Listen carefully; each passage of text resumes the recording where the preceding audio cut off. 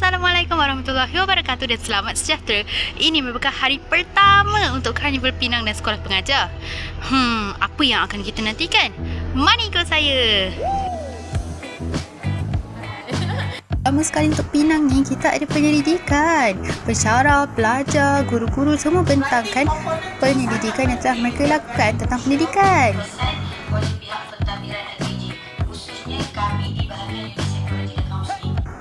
Jom tengok inovasi pula. Ini inovasi siswa guru.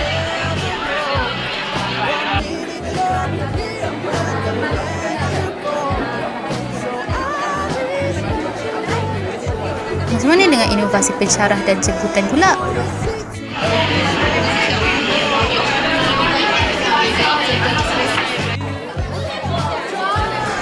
Nuha, buka sikit nak tengok booth fotografi. Banyak kan benda menarik. Ini pendaftaran untuk apa ya?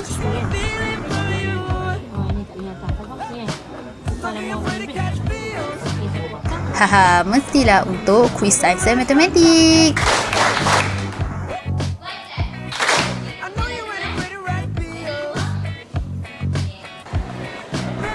Ni dalam dewan ni ada apa ni ramai orang ni? Kita ada sketsa musical. Comel no. Penatnya.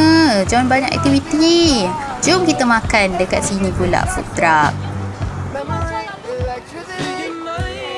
Dan itulah perjalanan kita untuk hari ini.